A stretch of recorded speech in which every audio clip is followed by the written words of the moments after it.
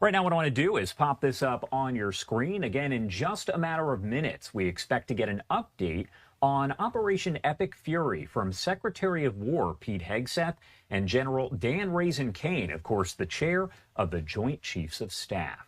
This update is going to be the first on-camera briefing in a little more than a week as the operation against the Iranian regime now enters its second month. As for the latest on the conflict, the U.S. and Israel continue to target Iran with constant strikes. And I do want to pop this video up right here on your screen, as just hours ago, President Trump shared this video on Truth Social showing a massive explosion. While he did not include a comment with the footage, it appears to show a major strike outside the Iranian city of Isfahan. According to the Associated Press, NASA fire tracking satellites suggest those explosions happen near an area believed to have military positions there. As of now, Iran has not acknowledged that attack. We are waiting on a statement there. Isfahan is home to one of 3 uranium enrichment sites that were bombed by the U.S. during the 12-day war between Iran and Israel. That was in June of last year. Also want to pop this up on your screen right here. This is coming in from the Israel Defense Forces a bit earlier on this morning. Again, popping this up to give you kind of a look at what they're saying kind of happened this morning, as the Israel Defense Forces says that Israel completed another wave of strikes against weapon production sites in Tehran overnight. This is an illustration provided by the IDF saying targets struck included a facility that was used for casting and filling ballistic missile warheads to launch at Israel and other locations as well. I do want to bring in Enya Kravin over at the Foundation for Defense of Democracies to talk about all of this here, including the latest updates that we are getting from the IDF and from the Pentagon. Enya, as always, thank you so much for taking the time to be here with us. Always a pleasure to be with you, Josh.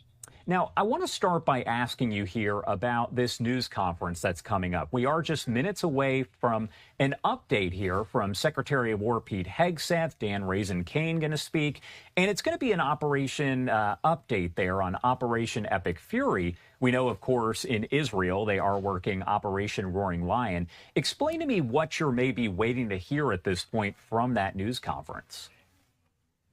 Well, I'll certainly be tuning in to see what Pete Hegseth, Secretary of War, says.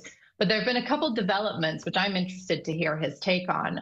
One of them is that yesterday, the President Donald Trump announced that he is now speaking to the Iranian Speaker of Parliament, which is an interesting development that he's made that public. He's saying that the Speaker of the Parliament has come to the table as a more reasonable negotiator. So we'll see where that leads. But at the same time, President Trump, as he does, is also holding the specter of escalation.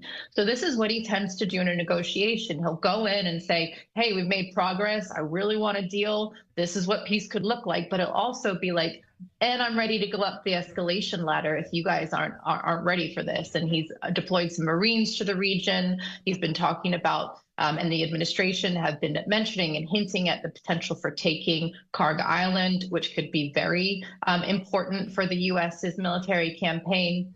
And also there was that huge strike on Isfahan that you showed clips of earlier just now, Josh. So those are 3 things that I'm super interested to hear more about. And of course, as I mentioned, this is going to start any moment now. I did want to ask you just a little bit about some of those illustrations from the Israel Defense Forces. Again, this is from really just hours ago over there in Tehran.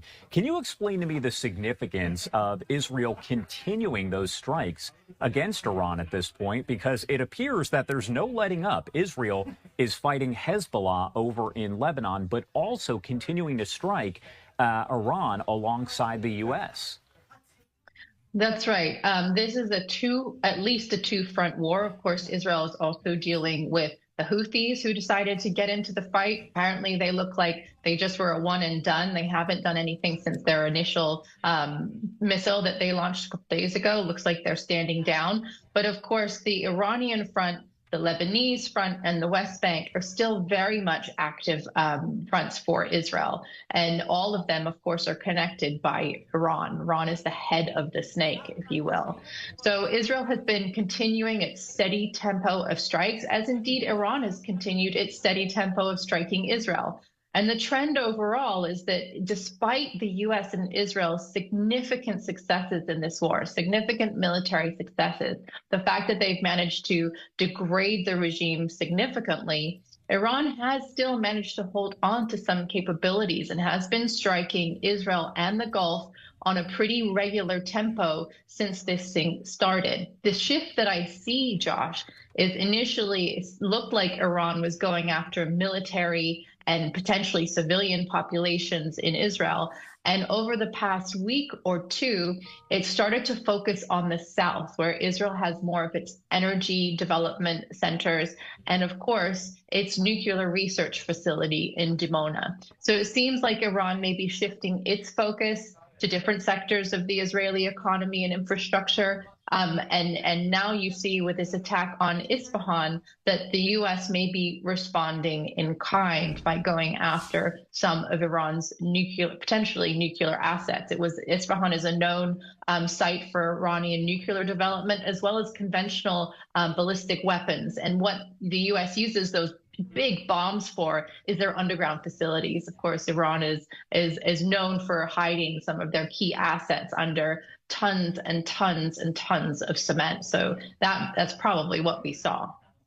And I wanted to ask you, of course, we are awaiting this news conference here with Secretary of War Pete Hegseth. You can see they just walked in to set down the speeches, so to speak, some of their notes. That kind of indicates that this should get underway in just a bit. So the second it starts, we'll bring it to you here in full commercial free. But Enya, wanted to ask you kind of overall here as all of this continues, what are we watching and kind of waiting for here to watch to see if this is going to de-escalate? So I think that Trump announcing that his administration is in negotiations with the Speaker of the Parliament is an important message. And it's essentially saying that there is an interlocutor on the other side, and he is still pushing for a deal. So I think that we're essentially watching a battle of wills. We're watching the Iranians. How long can they persist with their reign of terror on the region, with their attacks on the Gulf, with their attacks on Israel? And how long Trump can keep his military pressure going? How long can he withstand domestic attitude towards the war? How long can he deal with the increased gas prices? How long can he deal with the dent to the economy? So it's a battle of wills, but also there's another finite resource in this fight, which is how many more missiles does Iran have? How many more interceptors do Israel and the Gulf states have? So we're dealing with a series of finite resources, whether it's willpower, missiles, interceptors, and we just have to see who blinks first, Josh. Something else that's important to note here as we await this news conference is that the Associated Press is saying that some of the Gulf Arab nations, let's talk about Saudi Arabia, Kuwait, Bahrain, also the UAE, are privately urging President Trump to continue the operation against Iran to weaken the Iranian regime even further. How significant is that overall? It's hugely significant, Josh, for a couple of reasons. First of all, because they're the hardest hit.